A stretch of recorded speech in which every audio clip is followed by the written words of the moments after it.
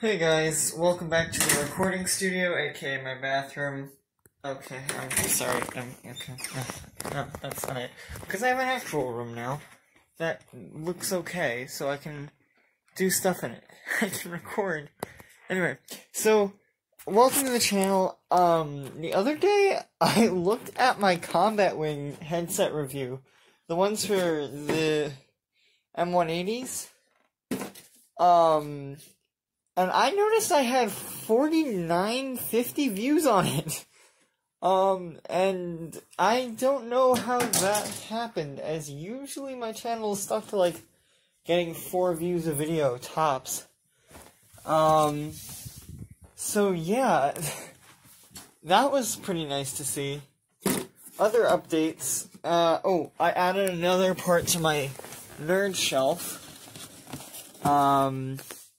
I have my amiibo. Here, I'm gonna turn this. Oh, I can't. The settings button is right under the camera. Disgusting. Okay, so I'm gonna turn the light setting, the brightness up, so you guys can see. I added a new shelf to my nerd shelf. I'm gonna try to find the.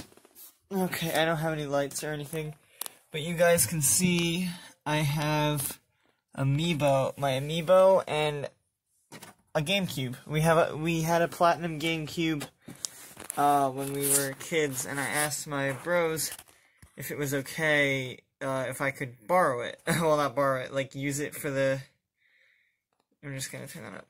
Use it for the shelf, and they were all fine with it. So I'm going to show you. I have a controller that I'll show you guys later. In like a couple videos. I'll do one on all my gaming controllers, but we had these 2 memory cards when we were kids. They were Intech. I don't think they're in business these days. But anyway, they stored 8 megabytes, and we thought, that's a lot of bytes. I don't know. We thought it was a big deal. But this is going to bring up a thing on Amiibo that I've talked about once. First off, I meant to do a review on the Inkling Boy Amiibo. I put it in game and everything, but for some reason my editing program doesn't like the footage for it, so it doesn't want to save it. So, unless I can do something about that, we might not see that video. Something I noticed about Amiibo. Well, not noticed, because this has been a thing for a while. But the bases are all, are some of the best parts of the Amiibo. Although, the Amiibo themselves are all, super detailed, stuff like that, and that's what makes them so cool. One thing I noticed about Amiibo is that each base is unique depending on the Amiibo. Also, the Smash Ultimate and Smash Wii U bases, I think, are different. Yeah, just a little bit. The shade of gold is different. So we have Pichu right here, who's a Smash Ultimate amiibo, because he wasn't in Smash Wii U. And here's Pac-Man, which is a Smash Wii U amiibo. I got him when Wii U was basically new. If you can't tell, the shade of gold is maybe slightly different. I don't know. I'm probably wrong. Oh, also, each amiibo has a thing on it, whatever company it's associated to on the bottom. So right here we have Mario, who has nothing special except for the numbers and all the stuff in black, right? And those white numbers. But if we look at Pichu, we have the Pokemon Company, and I'm pretty sure that's in mirrored text because of my camera. Here, we'll just try to. Yeah, you can see it's got extra white text down there. And if we do Pac-Man, we get Namco. So anyway, each one is different. Here's Falco. I also so happen to have all the mains that I had when I first started Ultimate, which was I was maining Falco, Pichu, and Inkling Boy. Nowadays I main Hero and Terry. I know they're the 2 newest characters, but that's not why I'm maining them. I main them because they're, really comfortable with me. But anyway, so the next part of this video, one thing I noticed about the bases is they're all like, this isn't something I noticed because this is something normal for Amiibo, but they each have their own bases depending on the series. Like, Inkling Boy, he's one of the Splatoon Amiibo, so he has the ink on the base. But Falco doesn't have an Amiibo for Star Fox, so he has a Smash Bros. Symbol, and so does some of the Mario ones, especially the one for Wii U. And Pichu, because there are no Pokemon Amiibo. So there's Pac-Man. As you can see, they all have Smash Bros. Base. Here's the Link Amiibo for Smash Bros. I don't know why they did the clear plastic in gold. It does not look good. And because it's ultra clear, you can see there's like a hole in his leg. It makes the Amiibo kind of ugly, I'll be honest. But he's a good Amiibo. He was my first Amiibo. I love him. Yeah. And then I also have Game & Watch. And then VJ has Duck Hunt. And Darth Ouija has Rob, because he's his main. And then I have Kirby, who is the first Amiibo that I bought myself, like, with my own money. And then Pac-Man was my second bought Amiibo. And then I got Mario later. And then Game & Watch. And then I got this Toad Amiibo. Here's my biggest point.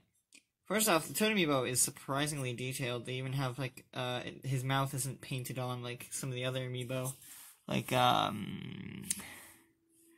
one of them has a painted on mouth. I don't own one, but anyway, back to my point.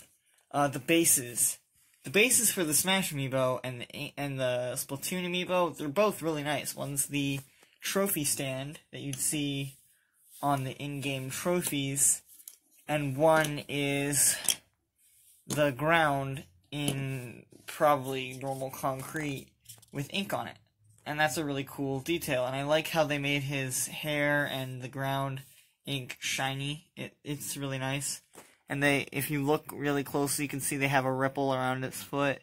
That's like the kind of detail that I love in an Amiibo, because that makes... Also, you can see they even put tread on the bottom of his shoes. Like, tons of detail in the Amiibo. I mean, like, even with Falco, they have tread on the bottom of his shoes. Not with Kirby, because that's not his thing. And they have little, like, dig-ins where Pichu's claws are. And even, like, a simple Amiibo like Pichu has tons of detail. And, like, each of the circles on Toad are divided. But here's the big point. The bases. They're all really nice, except for the Mario ones. I'm pretty sure this is for Mario Party, and that's why it's that checkered thing. But it does not look good, and I don't know why they decided to do that. I don't like it. It doesn't work for me. And I don't know. All I know is, yeah, Amiibo, I have tons of them. Well, not tons of them, I have 1, 2, 3, 4, 5, 6, 7, 8, 9, and that's not all that much, but I like them. I like the amount of detail that goes into each one of them.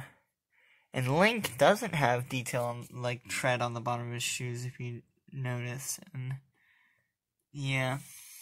So, yeah, and you guys have already seen my nerd shelf. We have the Game Boy, we have our copy of Pokemon Yellow, Pokemon Gold, which I actually replaced the battery on, and was doing a playthrough and tilted the cartridge.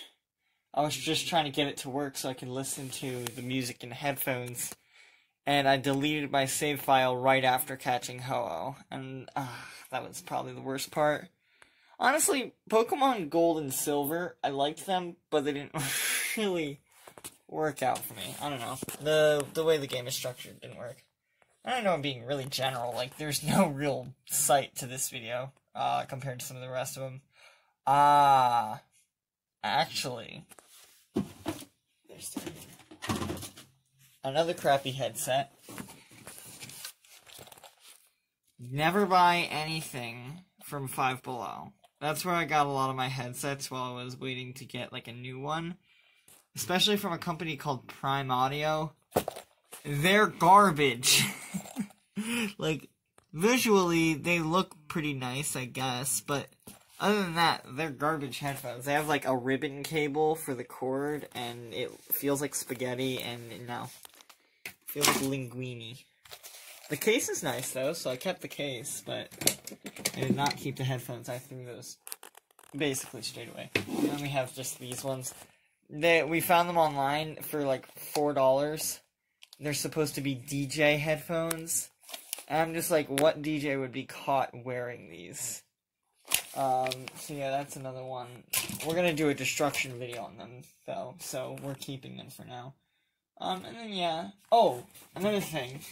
I'm trying to look for the other 2 editions of these, but I do have the first Pokemon manga book, and it was pretty fun to read. It's just like a highlight collection, so it doesn't really flow well, because it's like, it's the best of Pokemon Adventures, not like just the entire series. It's basically as much as they could fit in a 150-page binding. And yeah, that's it. So that's basically the Gamer Shelf tour. Thank you all for watching. Be sure to like, subscribe, share, tell your friends, tell your kids, subscribe to the channel. And if you're coming here from the Combat Wing episode, subscribe, please. I'm begging you. I need money for food. I'm joking. My parents feed me. I haven't even gotten to college yet, so I'm good. Thank you all for watching, and come back for the next video.